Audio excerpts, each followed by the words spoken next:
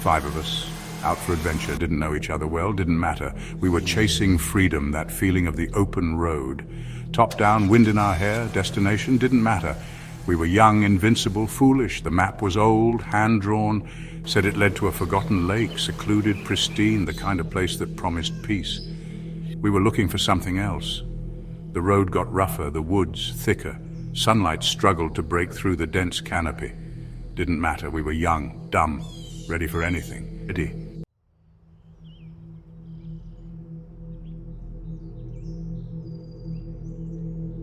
The air grew heavy, still. The playful banter died down, replaced by a silence that pressed in on us. Like the forest itself was holding its breath, watching, waiting. The road forked, no markings, just 2 paths swallowed by the encroaching woods. The map offered no help. We argued, voices tight with a tension that hadn't been there before. We took the path on the left, figured we could always turn back, but the forest had other plans. The path narrowed, twisted back on itself. We were trapped in a maze of ancient trees and our own bad decisions.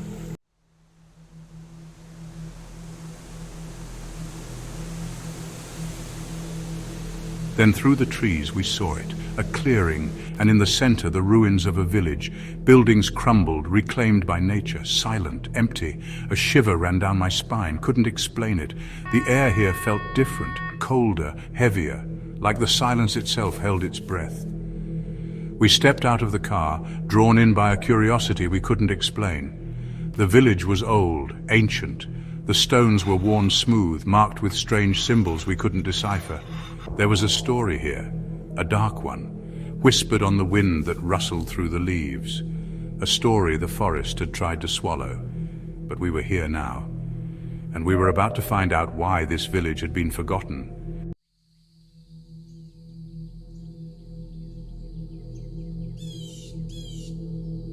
Sun was already dipping below the tree line, casting long, eerie shadows across the village. The silence was unnerving, broken only by the creak of old wood and the rustle of leaves. Like the forest was whispering warnings we were too stupid to hear.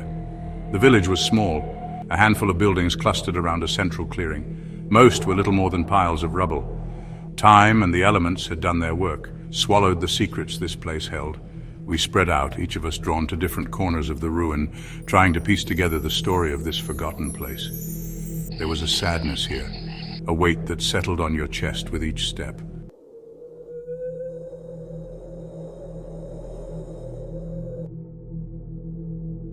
The village square was overgrown with weeds. Cracked cobblestones peeked through the tangle of roots and vines. In the center stood a well, its stone rim worn smooth by time and countless hands that had drawn water from its depths. I walked over to it, drawn by something I couldn't explain. The air around the well felt different, colder. Despite the fading light, I could have sworn I saw my breath misting in front of me. I leaned over the edge, peering into the darkness. The stench of damp earth and something else, something foul, rose up to meet me. I heard a noise behind me, turned to see one of the others, a woman named Sarah, staring at a piece of stone half buried in the dirt.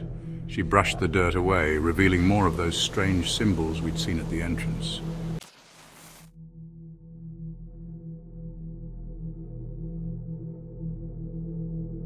"They're runes," she said, her voice barely a whisper. "Ancient Norse. I've seen them before in my grandmother's journals."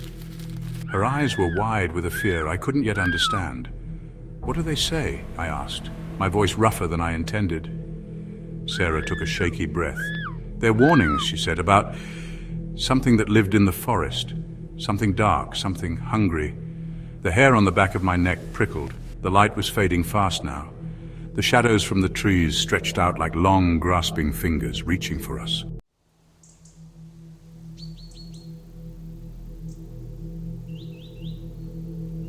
I felt a sudden urge to get out of this place, to get back to the car, to the open road, to anywhere but here. "We should go," I said, my voice tight with a growing sense of unease. But the others were too caught up in their explorations, too busy trying to piece together the puzzle of this forgotten village. They didn't see the danger, not yet.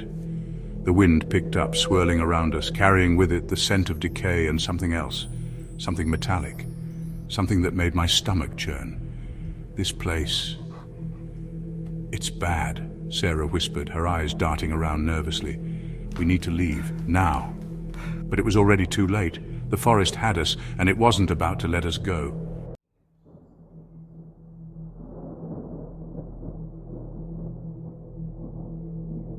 Nightfall. Darkness fell over the village like a shroud. The temperature dropped. A sudden chill that cut through our clothes seeped into our bones. The silence we'd noticed before gone, replaced by a symphony of sounds, each one more unsettling than the last. The wind howled through the trees, a mournful, almost human cry. Branches scraped against each other like claws raking bone, and beneath it all, a low, guttural growl that seemed to rise from the very earth itself. It vibrated in our chests, stole the air from our lungs. We huddled closer, our bravado fading with the light. The shadows from the trees seemed to lengthen, to writhe, to take on shapes that weren't quite human. Fear, primal and sharp, cut through the group, as tangible as the scent of pine and damp earth.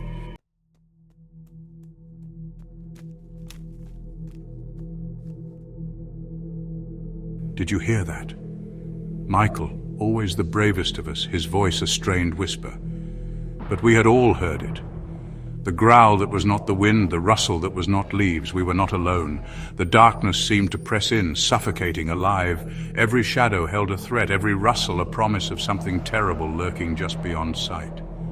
Our eyes darted from tree to tree, searching for the source of the sounds, the source of our fear.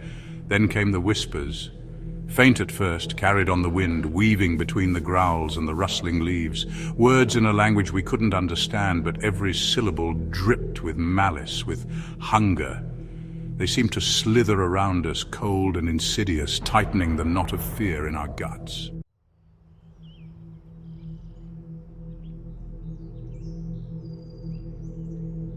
"Something's not right," Sarah's voice trembled, her hand gripping my arm like a vice.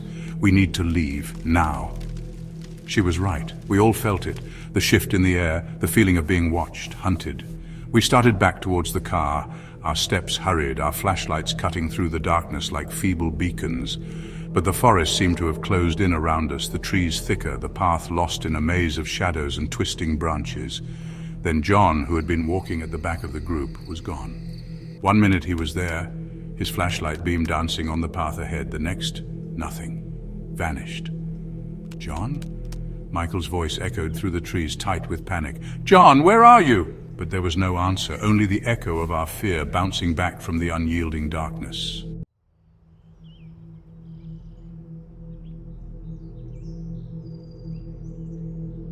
Panic seized us. We called out John's name, our voices thin and reedy in the face of the oppressive silence that followed.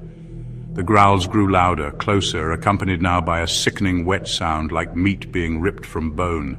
The air, thick with the scent of pine and damp earth, now carried a new undertone, metallic, cloying, the unmistakable stench of blood. It sent a jolt of primal terror through me, a deep-seated understanding that we were no longer the hunters in these woods. We were the prey, and something out there was enjoying our fear, savoring it. The whispers seemed to grow louder, weaving around us, taunting us with our impending doom. We were trapped in a nightmare, and the monsters were real.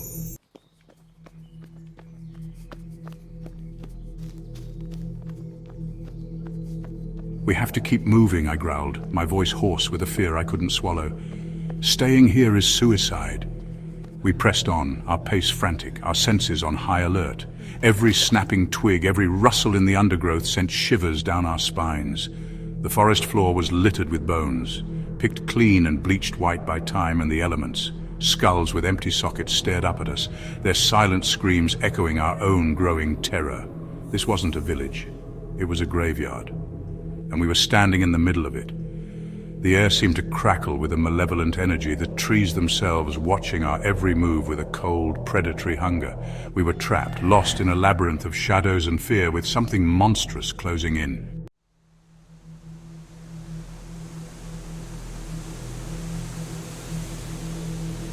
A shriek, raw and primal, tore through the night. It wasn't human. Not anymore. It was the sound of pure terror, stripped bare, echoing the horror that clawed at our own throats. The flashlight beam swung wildly, painting frantic strokes of light and shadow across the trees. "Mary!" Michael's voice, thick with fear, cut through the chaos. He was running towards the source of the scream, his flashlight beam a beacon in the swirling darkness. Foolish, brave maybe, but ultimately foolish. We followed, our own fear a driving force, pushing us deeper into the nightmare. The metallic stench of blood was overpowering now, thick in the air, coating our throats like bile. It was a scent that spoke of violence, of something primal and hungry unleashed in the darkness.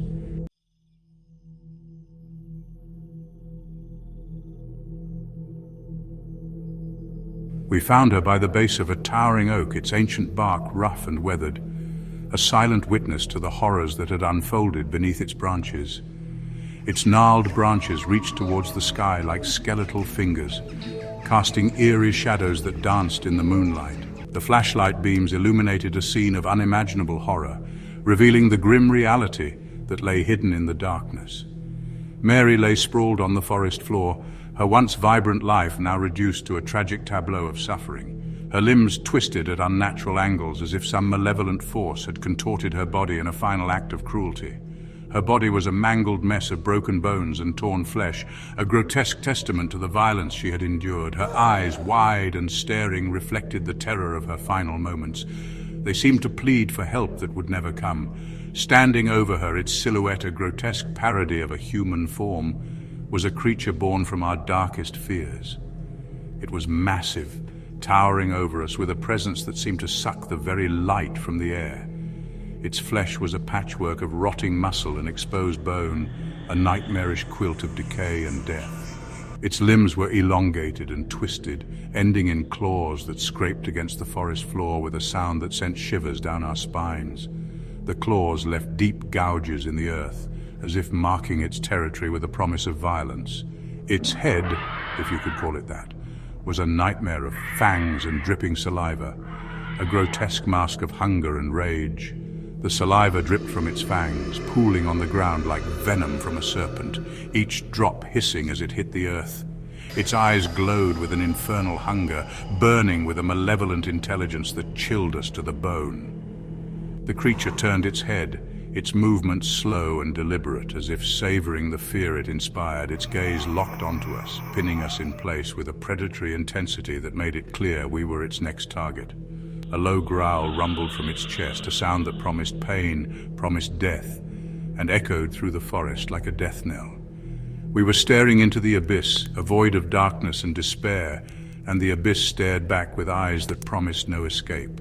The forest around us seemed to close in, the trees whispering secrets of ancient evils, as we stood frozen in terror.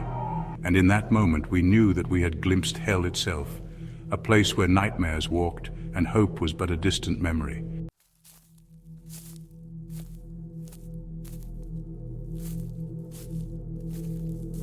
Michael, in a moment of either bravery or madness, charged at the creature, his flashlight clutched like a weapon. The darkness seemed to swallow him whole, the beam of his flashlight cutting through the night like a fragile thread of hope. His footsteps were heavy, each one echoing with a sense of impending doom. The creature swatted him aside with a casual brutality that sent a chill down my spine. It was as if Michael was nothing more than a mere annoyance, a fly to be brushed away. The sheer power of the creature was terrifying, its movements swift and merciless. Michael's scream was cut short as he collided with a tree trunk, his body going limp. Panic erupted. The sound of his body hitting the tree was sickening, a dull thud that seemed to reverberate through the forest. It was a sound that would haunt us all. We scattered, our primal instincts taking over, the need to survive overriding any sense of loyalty or reason. In that moment, it was every man for himself. The forest became a maze of terror, each shadow a potential threat. The forest floor became a treacherous obstacle course of roots and shadows as we ran blindly, our screams swallowed by the night. Every step was a gamble, every root a potential snare. The darkness was our enemy, hiding dangers we couldn't see. Behind us, the creature roared, a sound that shook the very trees, and then the hunt was on. Its roar was a declaration of dominance, a promise of death. The forest seemed to come alive with the sound, the trees trembling in fear. The air was filled with the sounds of pursuit, of snapping branches and heavy footfalls, of screams cut short and the sickening wet sounds of flesh tearing, of bones breaking. It was a symphony of horror, each note a reminder of our impending doom. The forest was a slaughterhouse and we were the cattle. The realization hit us hard, a cold truth that chilled us to the bone. We were not the hunters, we were the hunted, and the night was our predator.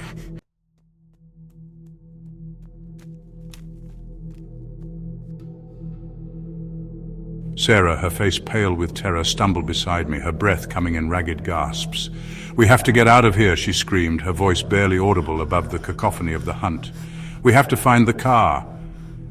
But the car felt like a lifetime ago, a distant memory from a reality that no longer existed. The forest had us now, trapped in its web of shadows and fear. We were running blind, our lungs burning, our legs screaming for respite, but there was no escape. One by one, the others fell, swallowed by the darkness, their screams echoing in our ears long after they were silenced. Each cry of terror, each desperate plea for mercy chipped away at our own dwindling hope, leaving us exposed and vulnerable in the face of the monstrous hunger that pursued us.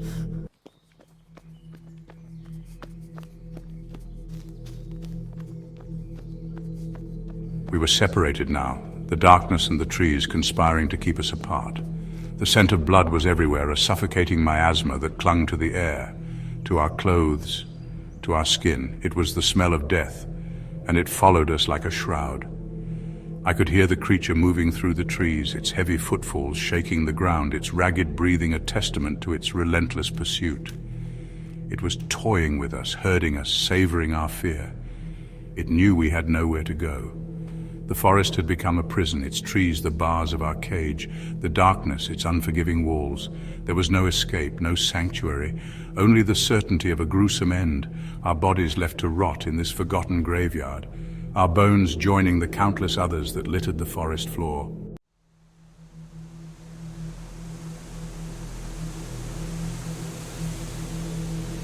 The screams faded, silence fell again, heavier this time, final.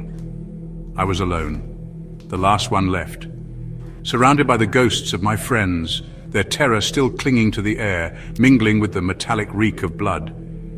My breath snagged in my chest, each inhale a shallow gasp. The silence was a living thing now, pressing against me, suffocating. I could hear my own heartbeat, a frantic drum against my ribs. The forest floor was slick beneath my feet, didn't need light to know what it was. Blood, their blood. Staining the earth, staining me. The stench of it filled my nostrils, a grim reminder of the carnage I'd witnessed.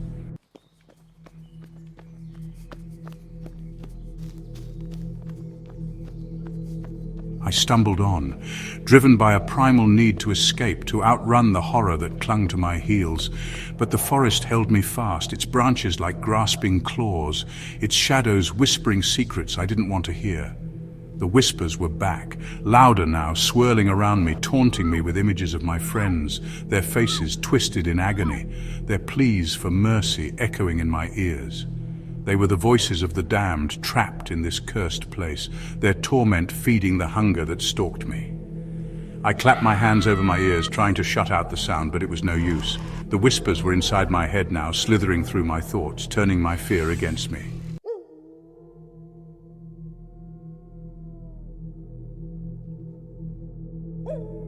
A low growl, close now, sent a shiver down my spine. The creature was toying with me, herding me through the darkness like a cat with a mouse. It knew I was alone, knew I was weak, and it was savoring the hunt. I broke into a run, my lungs burning, my legs screaming for rest, but there was no stopping, not now. Not when the very air I breathed was thick with the scent of death, with the promise of my own demise. The ground sloped downwards, the trees thinning slightly, revealing a glimpse of the moonlit sky. Ahead I could just make out the shape of the village, its ruined buildings stark against the horizon, a beacon of hope in the sea of darkness. Or was it a trap?